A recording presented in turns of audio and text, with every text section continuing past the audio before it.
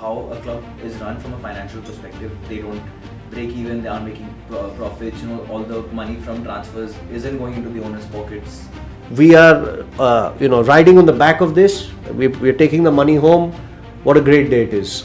It's a criminal when you have quality internally in your club not to use them, and This club will not be a place for people to use it for their selfish interests. if relations or attitude or natural hunger of someone is not correct, community suffers, The fans are the lifeblood of every football club. Yeah. The club is because of the fans, the supporters. I can tell that these people who now in charge, they're doing exceptional job. It's not management versus the fans. We are all on one team here. Not at Everybody. all. We are all on one side because both of us want the club to succeed. And let's stay on that topic of the business side of it. There are certain in-house models or things in place like Craven, Tish, the soda, of course. What is the integration in terms of a more global or expansive brand? Or do you think, because people are saying it's just for promotion, what exactly are we or is the club getting out of it? Why is it integrated to a certain level? And the fans, it's maybe just it's blind promotion. But what exactly is it? So it all comes under a vertical called House of KBFC. Right. So I can see the criticism that's leveled, right? It's a chips business. We are just selling chips. All the money that we make is to make us richer, etc. So just sorry, but for those who Yeah. don't know, could you just explain what House of KBFC is as a vertical and what is the thinking behind that? So House of KBFC was started as a vertical to integrate certain products that we felt would align naturally with the club. And within House of KBFC, we have this brand called Craven, which is basically into banana chips, potato chips, etc. We also have a product called Tish, which is into household tissue paper. It was made to basically be an extended arm for the club in a marketing sense, but also what I feel, whether people would want to believe it or not, all the revenues that are made from this are reinvested into the club. The revenues are not taken out of the club. Because the intent that I see from people online is to position it as something which the club is using to derive more money from, and then not putting it back into the club. So this is like a profit earning scheme for the club, etc. We read the comments, right? We know what it is.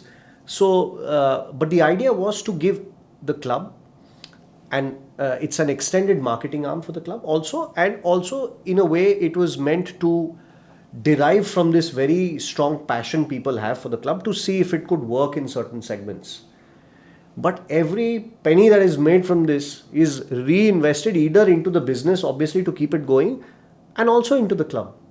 So it was meant to be a revenue stream that makes the club stronger. It was never meant to be something where people take money out of it and then they have a good payday and they say, great, we are riding on the back of this. We're taking the money home. What a great day it is.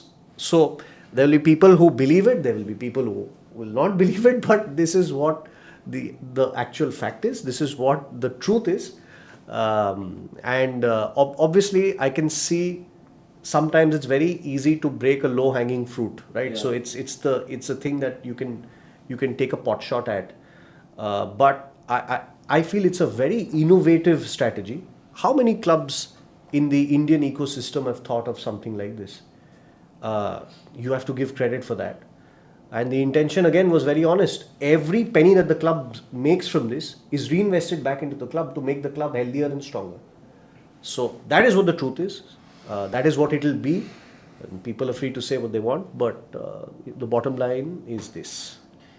And maybe for those who don't understand, because football from a sporting business perspective can get quite technical and complex. If you could just quickly, in a very short crash course, explain the wider economy of why you need to do things like this to keep the club financially healthy. Because maybe clubs are not really breaking even after a decade after the establishment of the Indian Super League. why you would have to do things like this, and what is the ground reality of how a club is run from a financial perspective? They don't break even, they aren't making profits, you know, all the money from transfers isn't going into the owners' pockets. These few myths, would you say that is true? Every football club in India is losing money, right? Because I said to you earlier, it's a transformative process. It will take some time before that happens. And most of the owners who are involved with the Indian Super League are here for the long term because they believe in it, which is why, they have invested in it. Slowly but surely, things are improving. There are some clubs like us who are blessed to have a huge supporter base, which allows us to maybe navigate these choppy waters in a better manner, right? We have good commercial interests in the local market and on a national level. Nobody can deny that. We have the fans who back us and who come to the stadiums to support the team. Despite all of that, there are multiple costs. Cost of playing at the venue, which is a very steep cost. Cost of the training ground, which we bear. Cost of accommodation of players, cost of player salaries, cost of staff, cost of marketing, etc., etc., etc., which means that we lose more money than we make. And if people are smart, everything is available online. All balance sheets are audited. If somebody is smart enough to get a copy of that, they'll see. We lose money. It's a fact. So how do you take money out? You can only take money out if you're making profits. Yeah, naturally. If you're losing money, everything is going into the club to sustain it either at the level it is, or you incur more losses to make the team more competitive.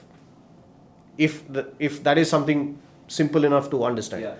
If a club's losing money, there's nothing you take out, because say you're spending 100 rupees every year to keep the club afloat, and say you're losing 50 rupees, right?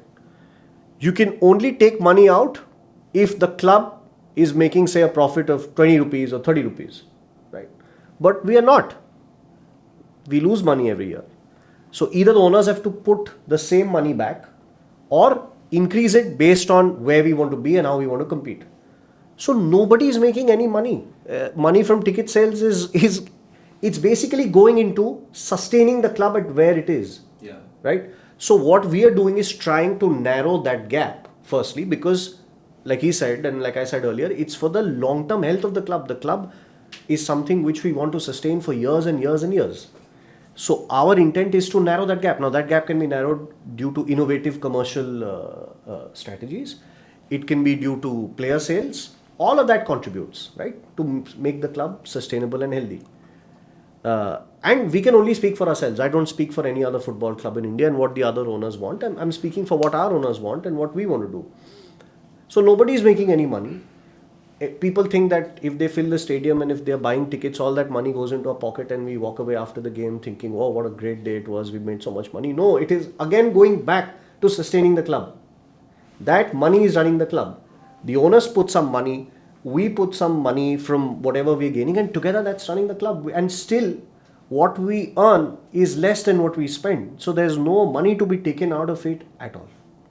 If that is what... that's what at least what I want to convey. Even though it's been 11 years now, we are still in a short-term pain area now for the longer-term game. Yes, is essentially no club in India is making money. Everybody is trying to reach a point where it becomes the favorite word, sustainable. Yeah. Every owner would want to do that, but there is still a fair way to go before that happens. And Abhik, you mentioned that money comes from certain things, including player sales. Now, Karolis, I want to ask you, player sales. Fans have been asking why have there been so many outgoings, and do you think in hindsight you could have done more maybe in the summer transfer window to get adequate replacements in? And if not, is that something you're working towards maybe in this window or in the next summer window? So if we speak about outgoings now in January, so that first of all to clarify that it's a must, not must because we will get some transfer fees or whatever. but it's a must because we have too big group. And this, from sporting perspective, this was one of the problems in pre-season and later in the season, which is obviously on me. But the idea was because new coaching staff came, idea was to show them what we have, and later end of the August to try offload some players, but allow them to choose from options we have. But obviously it was not possible to offload that much as we must. And that's why we stayed with the group of 27, 28, 29 players, which for normal functioning team, way too many. You have to have 20 group of 22, 23 field players to have normal training process, to have more happy people than unhappy, which in this small community like this dressing room becomes crucial. And at some point we really struggled with that. So any outgoings in January window, it's mostly because of that. Basically we keeping the players who helps us more, or we see with them long term, and who are get a little bit out of that main 20. We trying to find solutions and not create additional problems for coaching staff to manage 7 more unhappy players or something like that, which was, I must admit, this was problem in first half of the season and beginning of the season, even in pre-season. So that's the reason why movement is happening more out than in January. And about transfers in summer, so probably only one major transfer was Jackson this season, and we were considering a couple of possible replacements. Just couple because there are just couple who can replace. If you see a little bit deeper, replacement was already done 1 year ago, and it's Freddy, because we suspected that this situation will happen with Jackson. It was not a fact till then, but it was always a possibility because his market value is high. And the moment we had last year of the contract, extension was basically like logically not an option. So we have to take decision and get transfer. And we discussed with a couple of players. These deals also didn't look good and helpful so much as it cost. So we stayed with what we have, and honestly, I am not really think we have worse than what we had. For example, if we speak about Freddy, I'm very happy. We have Vibin, who is now national team player, and we have unused resources like, for example, Azar. This season he really struggling with something fitness-wise. So all these things.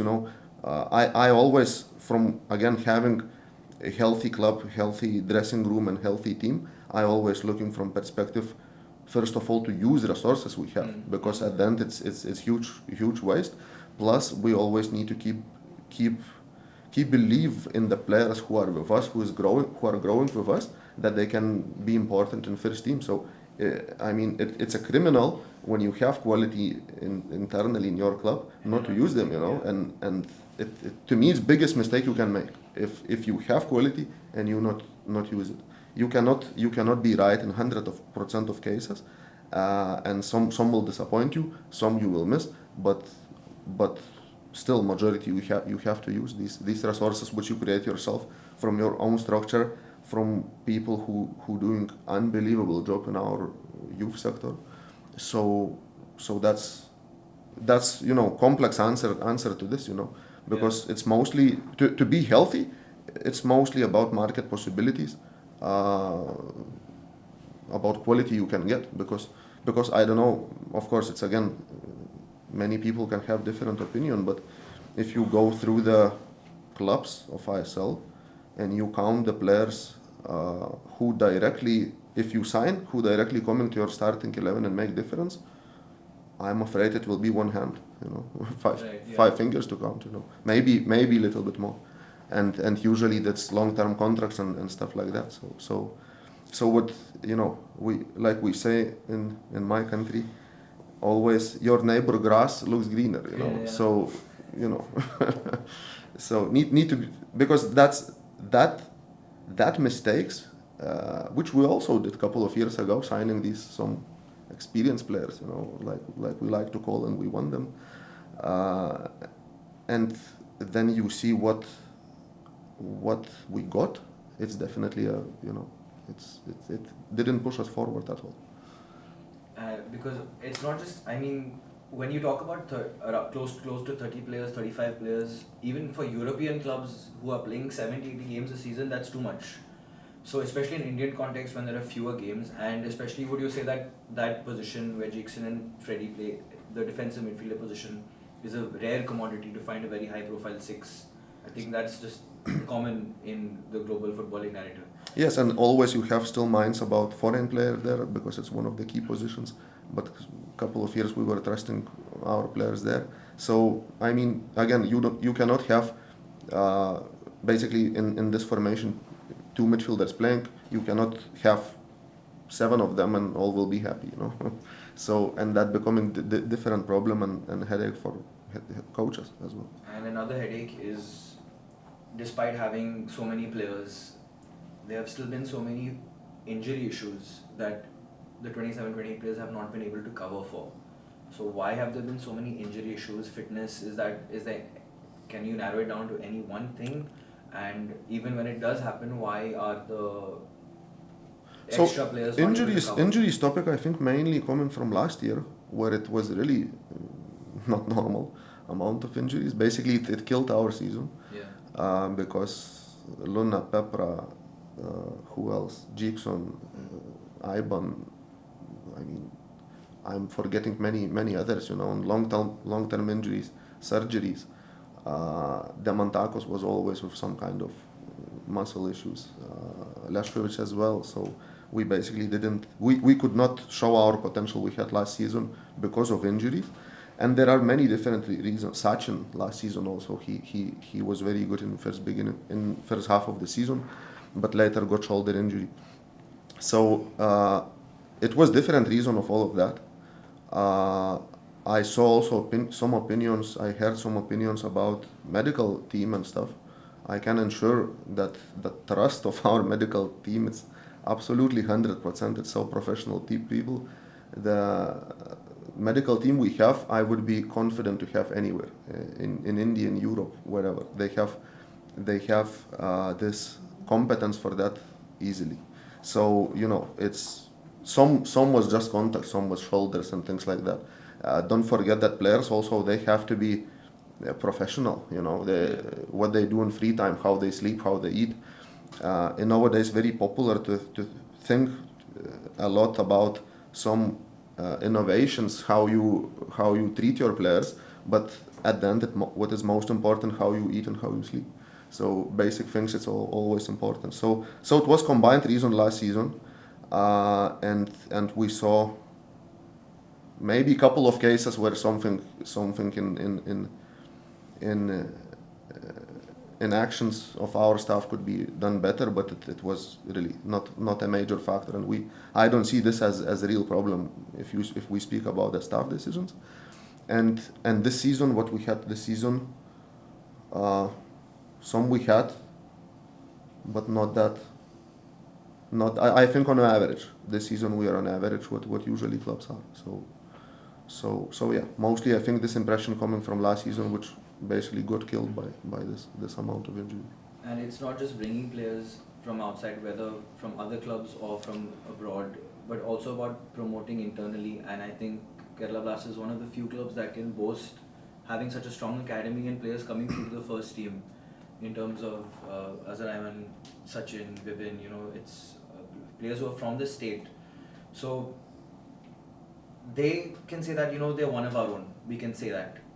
But would you say that for other players, fans and maybe people claim that the club has become a stepping stone club or a selling club maybe? What is your perspective on that? I don't agree at all that we are a club like that. At the end, we need to find the right group, the right quality who can bring us forward, yes? And at some point, you believe that someone can do it. Maybe not everyone can do it, but because expectations are high, Players also definitely get affected by attention and pressure and things like that. Not everyone can play in Kerala in same way like they're doing in some other clubs of ISL. This is absolutely a fact. So, I mean, rarely can happen situations like with Jigson, which is difficult to solve and keep.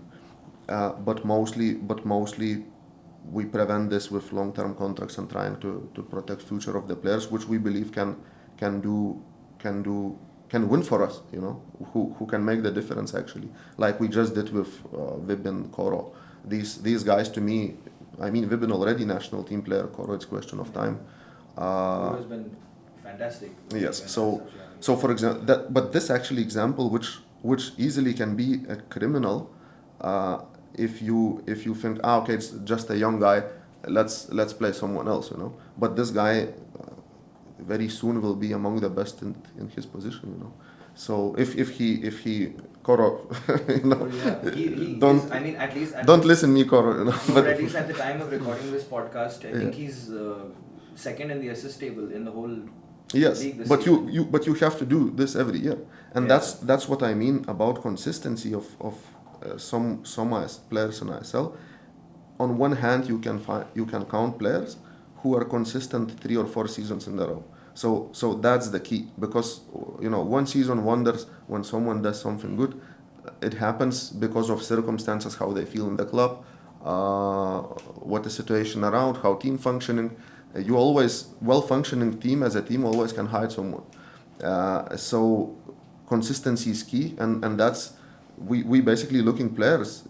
I speak about Indian players who can give this consistency and perform at highest level in ISL season after season, and I believe we already have few in our team who is capable if they lead their careers in good way.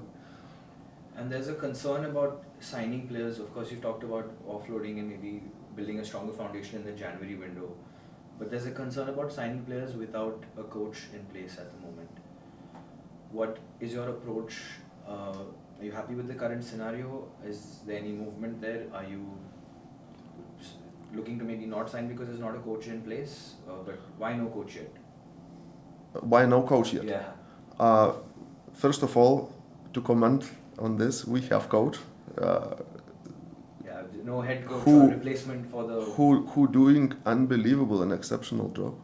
So and this story started like that after decision taken to move on from previous stuff. We were in talks with several candidates, someone who is in India, someone who been in India, someone who never worked in India, and at that moment, quick deal didn't happen, and how we saw how this, basically what we were looking for calmness and knowledge, who will our at that moment not confident group will help to them feel confident, show them mistakes, and not create panic, not try to show off something. This what we care about. And while time going 10 days after change, when we saw that this is exactly what we are getting from current people, so that's why it is like that.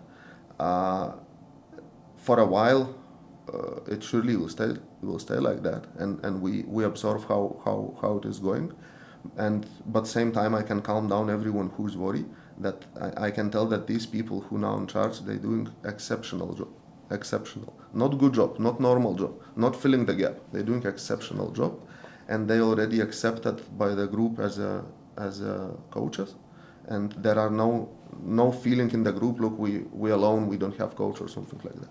So situation is like that. So what will be in nearest future, we will see. We have options ready. We have plan A, B, C, and probably D, and we just moving on and see which way is best, because again there are short term thinking how to save this season.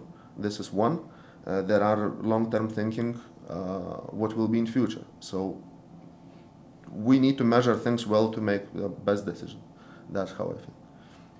And Abhik, I'll come to you just asking as a CEO, as a boss, who's come in, Karolis, we can free to answer this as well.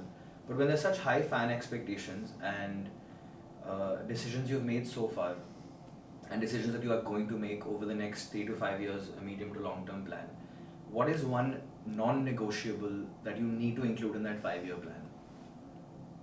Integrity. Integrity. Integrity of the people, of the players, and of the staff, including me. I cannot for 1 second compromise on integrity and what the intentions are for this football club. I can say this, and it's a slightly strong statement. This club is for people who want to be here.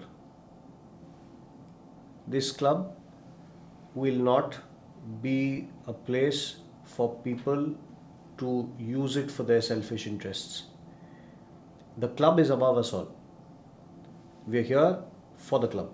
Right? We'll come and go. Today I'm here, tomorrow I'll not be there.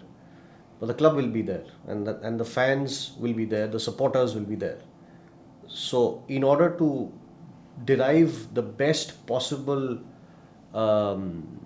outcome while we're here, everything else I can, or I'm sure the owners as well, there'll be mistakes made, sometimes unintentionally, sometimes due to pressure, sometimes because we are human. But what we cannot tolerate is the integrity of the people who serve this club in every capacity, top to bottom. And those who want to be here because they want to help the club reach where it is will be here. Those whose interests are not aligned in that manner will not and should not be here. You said we cannot tolerate the integrity, just so that's not misconstrued again. Yeah. I think you meant we will not tolerate anyone who does not have whose the interests are integrity. not aligned Not with the welfare of Kerala Right. Blasters Football Club. And can you give us first of all, Karolis, would you agree with that? I asked Abhik, 100% right off agree. the bat he said integrity. Yeah. Is there a word for you? Yes, 100%. Maybe most important. And next to this, second next to me is communication. Straight communication, Right. not political communication. Honesty. Not internal groups. We are friends with these are not our friends. In team, in office, anywhere.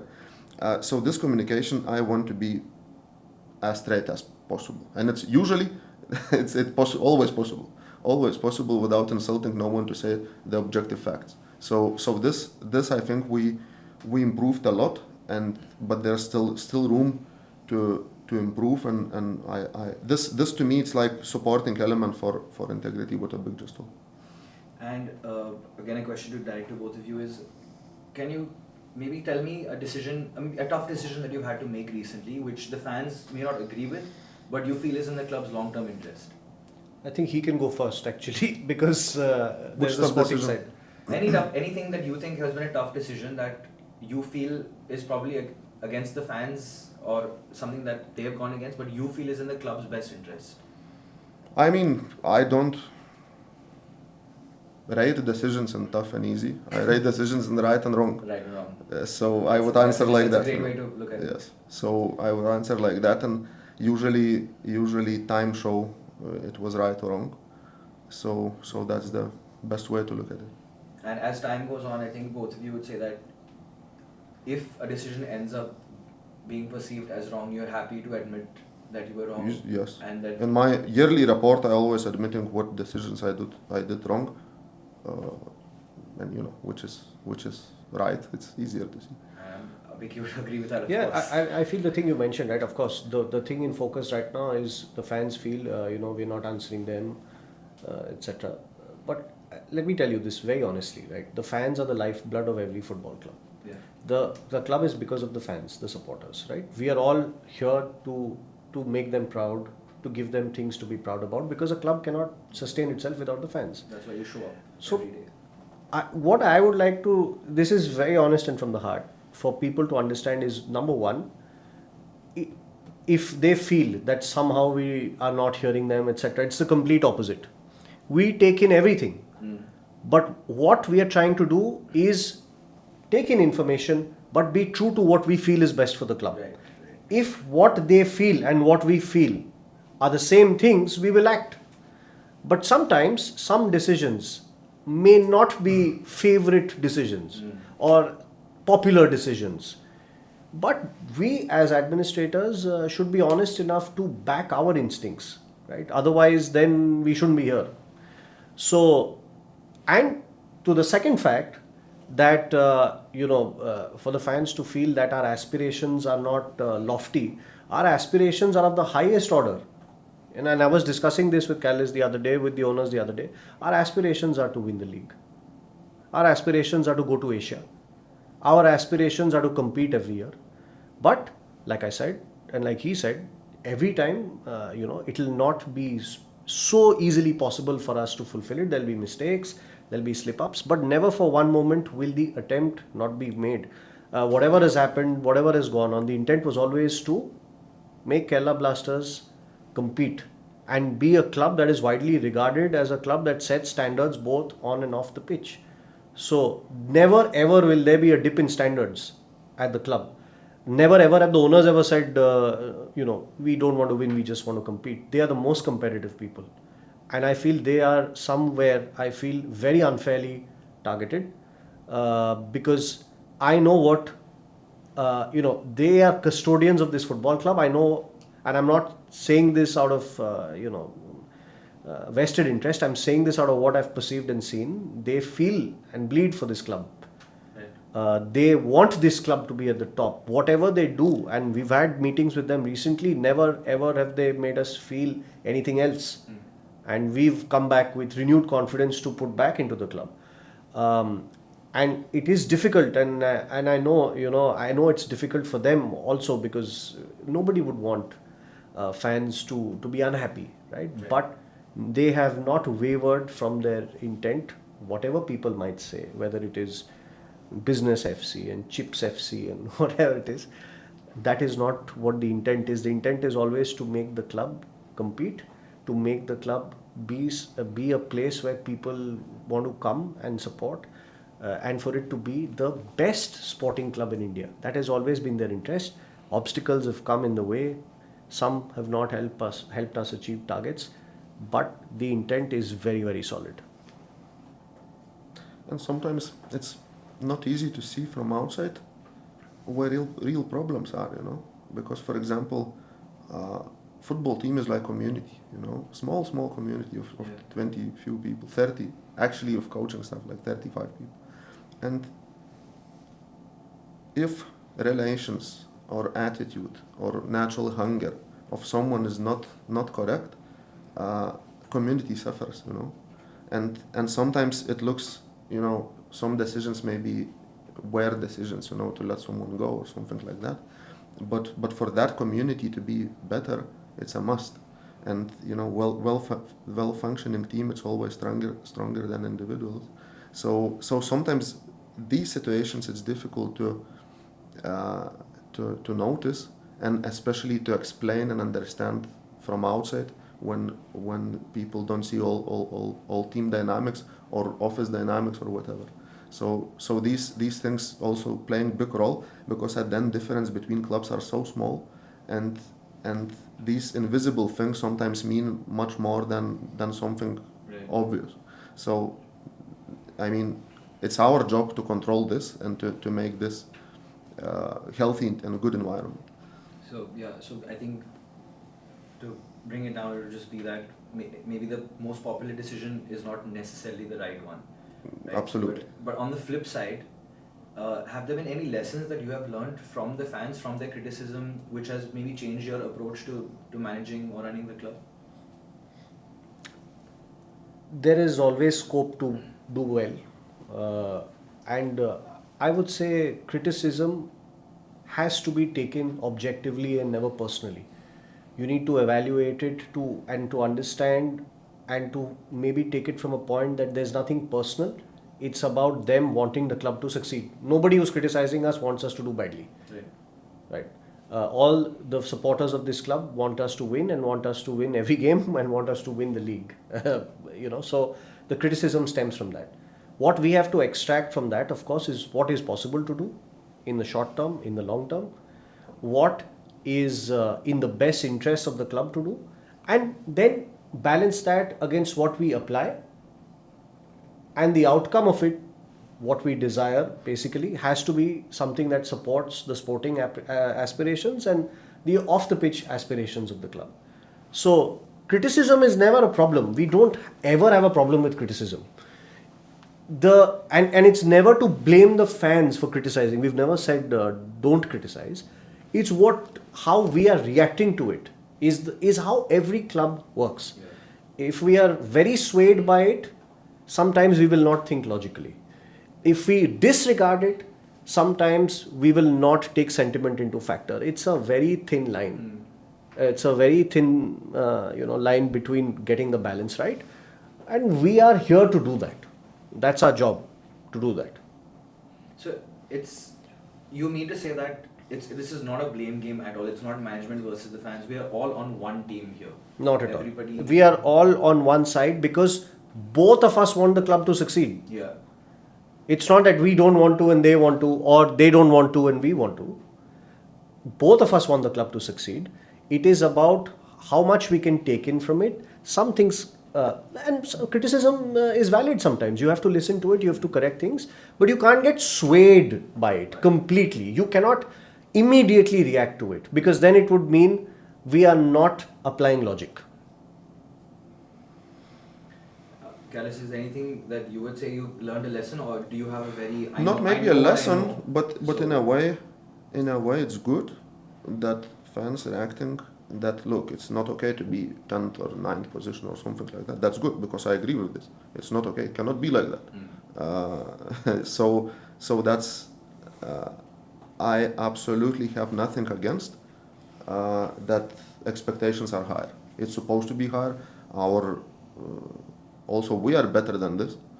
So now we should regroup and show that and prove that, So in a way, I'm really happy that they in clear way expressing, look, guys, it's not good, This is what we, for example, sometimes doing for team also. No, look, guys, it's not good enough, and that's that chain going. So yeah, that's I like. And apart from episodes like this and the fan advisory board, how would you want to say rebuild the trust in a very kind of a broken situation right now? So to ensure that what we're doing is not just symbolic, but that we are all indeed on one side. Like I said, see, here it's a catch-22 situation. So a lot of people will not choose to believe us. That's fine. They are entitled to their opinion. A lot of people will see merit in what we are saying. We cannot go to every single person and ask them to support us and believe us in what we're doing. All we can say is that we are intending to put this club at the very top of Indian football. We are working day and night for it. That's our dream, that's our ambition. That's what we are here to do. You might not like how we are doing it. You might like how we do it. We might make mistakes. We are human beings. At the end of the day, the outcome sometimes will not be desirable. And then in the long term, of course, it's a results business. Everything is governed by results, right? We are all judged by results. So, as I said, things can go wrong. Criticism can happen. Do not doubt the intent. We are trying our best. In certain situations, like Karolis said, on the pitch, there are limitations. Sometimes things work out, sometimes things don't. Even off the pitch, what we are trying to communicate, maybe people don't see merit in it. Maybe they perceive it in a different way. Maybe the facts are not in front of them and they choose to ignore it. But what we acknowledge is they are the best fan base in India. I can say this, right? I've seen people travel, sacrifice so many things. I've seen people with IV bags in a hospital, and or people with IV bags coming to the stadium to watch us. We acknowledge that, we feel that, right? We are not made of stone. Yeah. So we have a heart, but at the very time we can't let the heart govern us always. It has to be balanced by what we feel is best to have a healthy football club. At the same time, compete. At the same time, not compromise on winning, both on and off the pitch, because both support each other in a very strong way. So to rebuild the trust, it has to be done through action. If we speak too much, people will say the too many monologues, too many essays written, which is why we've just focused this past 1.5 months on doing things, and you'll see in due course. FAB was one such thing where we wanted to streamline it. He is working day and night on solving things on the pitch, and there will be more things to come. Please understand that we are on the same side. We acknowledge your passion. We acknowledge the blood and sweat you give the club. We are very appreciative of it. We just need you to trust us on what we believe is the right thing to do for the club. At the end of the day, results will prove whether we are right or wrong. But please be rest assured, our intent is to have Kerala Blasters FC at the top of Indian football. And I think on that note, I would just like to say, as the host, first of all, gentlemen, thank you for agreeing to take out the time to join me to talk about these pressing issues, very pressing issues, at such a significant moment in the club's history. Maybe hopefully it's a turning point, and these two and everyone else at the high levels of the club, as we've just heard, integrity is important, doing the right things are important, but also when the wrong things are done, we have to be open and transparent, especially at the top level, to make sure that we amend those wrongs to keep doing things that are right. So I think on that note, thank you very much for watching episode 6 of the Yellow Wave podcast. Make sure you follow us. We're available on all streaming platforms, and we hope to bring you more content like this so that you feel closer to the club and everything Kerala Blasters FC. Thank you for watching. We'll see you in the next episode.